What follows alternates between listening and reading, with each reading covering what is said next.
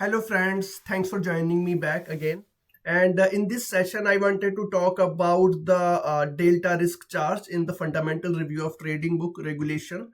And in this session, I will talk about one index position, one commodity total return swap position that my portfolio has.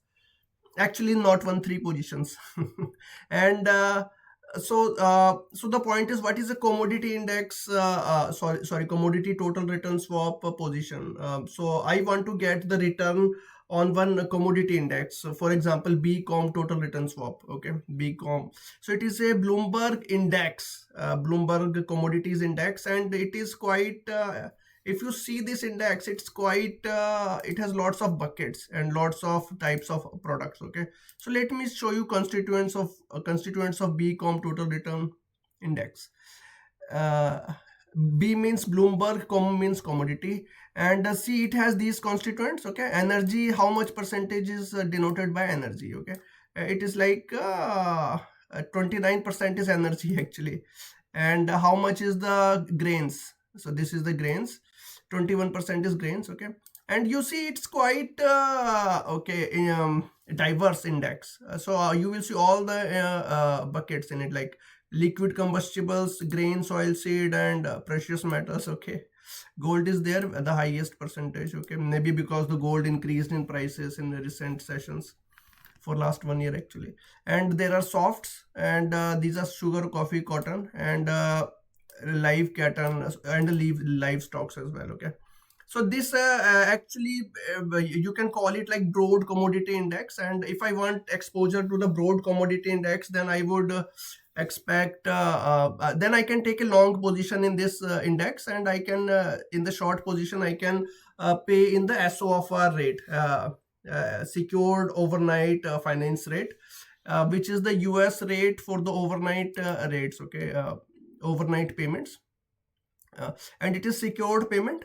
So yeah, so there are two legs. Okay, I get the index return, commodity index return, and I pay the financing leg. Okay, so one is the return leg and one is the financing leg. Okay, so okay, this is my index. Okay, I have shown you the index. I think I have shown you the portfolio. This is my portfolio, and so I will calculate only delta risk measure on these positions. Okay, why not vega and curvature? Because there is no optionality. Okay, there is no optionality. It is a total return swap. Okay, and there is no non-linear exposure here. And if you see that I am long position. Okay, I'm long index. If the crude oil increases, or the short if the grains increases or the soft increases, so that I gain. Okay, so which is a good in this environment, right? In the environment of volatility and like crisis situation, people want to get more exposure to the commodities. Okay, so it is a good part to be in the index. And I issued these products in sorry, actually I bought them in this year, and maturity is this. Okay, and is there anything else? Yeah. And so yeah, so this is total return swap. SOFR is the pay leg. Okay, this is pay leg, and this is the receive leg. Okay, counterparty is Barclays, and I'm paying SOFR plus 45 bips. So that is my payment fee. I'm getting something, and I need to pay it back, right?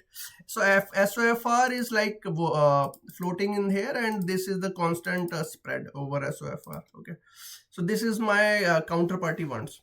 So this is my portfolio holdings for the B.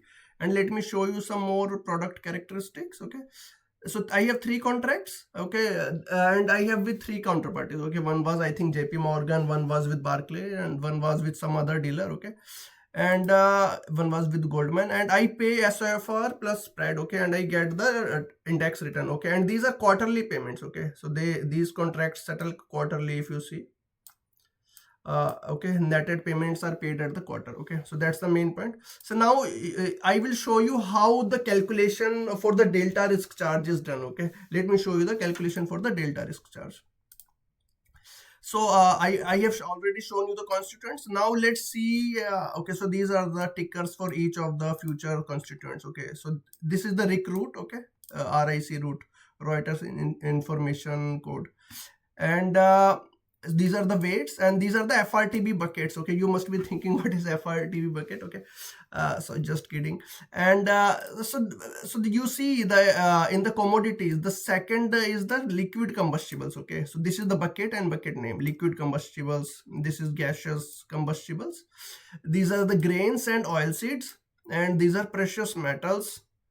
And yeah, so these are the different buckets. Okay, let's see how many buckets, okay, this single index constitutes. Okay, how many FRTB buckets. Okay, if you 1 2 3 4 5 6 7 10, 1 2 3 4 5 6 7, okay, seven buckets. Okay, 7 buckets, and each of these buckets has a risk weight. If you see, yeah, so these are the risk weights of these buckets. Okay, so what is the meaning of this risk weight? Okay, if you want to calculate a bucket wise risk, delta risk charge, okay, then you need to use these risk weights. Okay, whatever sensitivity you calculate for this position. Okay, so this is the notional. Okay, so if you see what was my total notional of all these positions, if you see, for notional was 50 million, okay, or 500 million. Okay, and if I go here, so I have allocated my notional on the pro rata basis for all these contracts here, and yeah, so you might be wondering, why did I combine all three of my positions into this single calculation? It is because the receive lag, okay, it is same in all three positions. Okay, the receive lag is same in all these positions. It is the pay lag which is different. Okay, SOFR plus that spread, but I will go to that later in a separate session. But let me see. Okay, these are the risk weights here for each of these commodity buckets, and these are the correlations between the buckets. Okay, so you see that liquid combustibles has a very high correlation, and all these numbers you will find here. So this is the Basel MAR 21 document, regulatory document, and you will see all the correlations within the bucket, outside the bucket, how to calculate those correlations, and the methodology you will find in this document. And so we have correlations and everything. Now let's dive deep. Okay, let's dive deep into the calculations, the actual calculations. Okay, so so the weight was 8.3% for Brent crude. So we note the weights, right? So they sum to 100. If you see, if you want to check, they sum to 100%. And then the notional was this. Okay, so I just prorated the notional to my total BCOMTR notional into these constituents, and then this is the delta. And so how did I calculate delta sensitivity? It is nothing but dollar sensitivity. Okay, all these calculations are in dollar. So you see, it is a linear product. Okay, it is very linear product. If the index rises by $1, okay, I get a payoff of $1. Simple as that. If the indexes now rises by $100, then I get a payoff of $100. So it is a linear product. Actually, it cannot be more linear. So for a linear product, the sensitivity is nothing but the notional itself. Okay, remember that. And it applies to stocks as well. Okay, it applies to stocks. And the notional of this index, okay, it is an index, although the underlying are futures. Okay, the futures may not be linear. Okay, they can have some non-linearity, but this is a straightforward index. Okay, it behaves like a stock price, like stock index, like S&P 500 index. And so the risk weight is like, okay, so the risk weight I got from there. And so we have sensitivity now. We what we can do, we can calculate weighted sensitivity. Okay, if you see this formula here, okay, we need to calculate weighted sensitivity for each of the constituent. Okay, okay, let's calculate weighted sensitivity. So this is my weighted sensitivity, and then the weighted sensitivity square. Okay, yeah, so then I need to calculate. So this is the number here, weighted sensitivity square. So that's the main point here. Okay, calculating the weighted sensitivity square. Okay, and you must be wondering why I'm going into constituents. Okay, and why not why not I can take the index level itself and treat the index like a stock or like a single product, like a ETF, like that. Okay, so it's because why do I need to drill down? Okay, so there is a reason behind that. So this is the reason number 5 actually, total market capitalization. uh, so because commodity total return product, okay, this index, I cannot allocate any market capitalization of the constituents. Okay, I can, these are future products, right? Underlying is a future products, so I cannot allocate total market capitalization for all constituents. So that's why so this reason number 5 is not satisfied, but all the reasons were satisfied. Okay, uh, so it is about constituents only. The largest 10% of the constituents represent less than 60% of the total index. Okay, so so this is the reason. Okay, for why I did the drill down, reason number 5. And so now I go to the next point. And did I miss anything? Okay, so this is the calculation. Okay, so that's the which I explained right now, and these are the tenor points. Okay, so these contracts, all the futures contracts in this index, actually they roll 1 month forward. Okay, they roll 1 month forward. The main point is that all the tenors of all the futures contract is same. Okay, so that's the main point. Okay, that's why you will see in the next page, next sheet, that the correlation for the tenor. Okay, so let's go there. Okay, that would be 1. Okay, so so next point is the how to calculate the correlation between different risk factors. Okay, so you see that it is a made of 3 products. Okay, commodity, tenor, and basis. Okay, and it is 1 for tenor and basis. Okay, for tenor and basis it's 1. And for tenor it is 1 because it is all 1 month forward, right? So there is no difference in tenor in any of the futures position in this index. Okay, so they all have same tenor. Okay, so that's why it is 1. And for commodity, so about which bucket I'm talking about? So these are bucket level calculation. Remember that these are bucket level calculation. Okay, which bucket? Okay, bucket number 2, I picked it from here.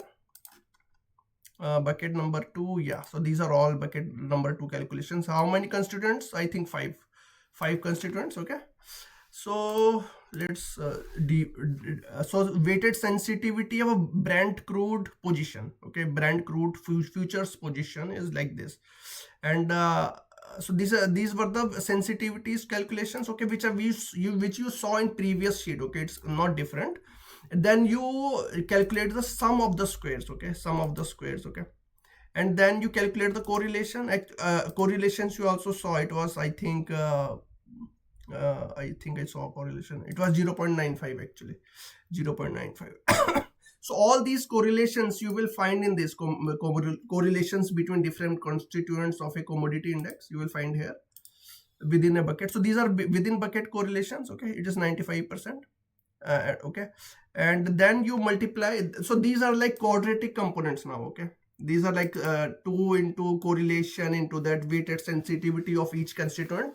So these are those products. Okay, and so once you do all, okay, what do you get? What you get the delta risk charge for that bucket. It is 3000 here. Okay, for this bucket, for this liquid combustibles bucket, you got the delta risk charge of 3,819. Sorry, not, it is 3 million. Okay, it is 3 million.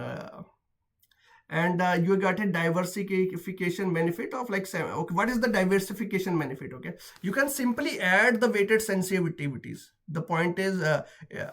So okay, so sum of weighted sensitivity is very important because it can also equal to your bucket capital charge in certain scenarios. Okay, so if you just sum the weighted sensitivities, it can be your let me see if I can show you somewhere. Okay, you see, yeah, sum of weighted sensitivities directly compared to your KB, okay, bucket level capital charge. So yes, it is important. So what am I calling it like that? Uh, i- i- that because of this correlation formula, okay, because of this correlation calculations where I imported correlation and multiplied weighted sensitivities, I am gaining like 72,000 of the capital, okay, the capital relief, regulatory capital relief. And yeah, so this is the calculation.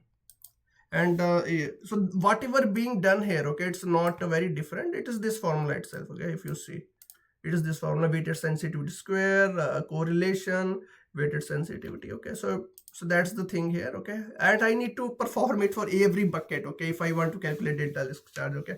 So now this is second bucket, okay, and it is the non-precious metals, okay. So if you see that non-precious metals like aluminium, okay, it is also going up. Copper is, it's also going up. Everything is going up. So one more reason to get exposure to BCOM total return index or similar indexes, okay, in, from other providers. And yeah, so we do similar exercise, like sim risk weights into that sensitivity, which is nothing but the notional or the product value for a linear instrument, and you get these values, and then you calculate, incorporate correlation by this, and then you calculate, do that summation, and then do the square root, and you get some value, right? So it has to be done for each bucket, okay. Not leave a single bucket. So for how many buckets I have done this, okay. And yeah, so these were the correlations, and that there were many constituents in them, okay. And yeah, so this is done. Let's see. So now, okay, I have calculated capital charge for each of the bucket, okay. So now I have capital charge for each bucket. It's very important to know that. Yeah, yeah. Now I need to do inter-bucket aggregation, okay. And in the inter-bucket aggregation, there are three scenarios: medium correlation scenario, high correlation scenario, and the okay, low correlation scenario, okay. So remember, it has to be done at both levels, okay. So when we do aggregation here, let me show you the aggregation, okay, how it is being done, okay. Yeah, so this is the formula that I was showing you, okay. This is the formula that I was showing you, and we have done up to here. Now I am on this page, okay. We just sum the, it is again a quadratic formula. It's not different from here. SB is nothing but the summation of your weighted not exactly like that. This is the formula where the weighted sensitivity sum comes up, okay. Now there is one important distinction which you need to remember, that there are three scenarios, okay. High correlation scenario, medium correlation scenario, and low correlation scenario, okay. And it has to be done for each aggregation, okay, each aggregation, okay. I think I forgot to add it here, but this has to be done like two more times, okay. You see this calculation, this is medium correlation scenario, okay. You see the 95 correlation here, sorry, 45 correlation. So this has to be bumped up and down, bump up for one high correlation scenario, bump down for one low correlation scenario, okay. So you get two two values. And same here, okay. So this is gamma, okay. You calculate two scenario, two correlations, okay, two versions. So actually there are three versions of correlations: at the intra bucket aggregation and at the inter bucket aggregation, okay. Think it like this. There are three versions of correlation at the intra bucket aggregation, and same three versions of correlation at the inter bucket. So I am at the inter bucket aggregation layer here, and so you are seeing three versions of correlations here, three versions, okay.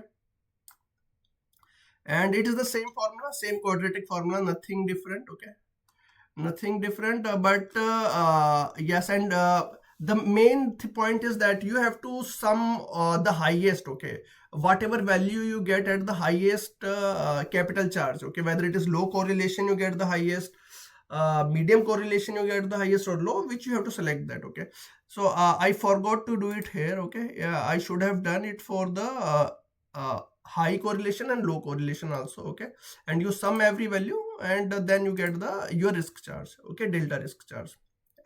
Actually, all three has to be summed. Okay, a full portfolio has to be summed, and then you get the highest value. Okay, it's not like individual delta, individual vega, or individual instrument, right? It's not individual thing. It's like full trading portfolio, full trading desk. And so this is my delta capital charge. It is around 9 million. Okay, so I have to keep 9 million of capital and it is for this high correlation scenario. Okay, and I'm just trying to show that for the SOFR also I need to do similar calculation. Okay, I have one SOFR leg also that comes under GIRR bucket. Okay, general interest rate bucket. And so yeah, so that's all actually. Have a great day. Thanks for joining. Bye.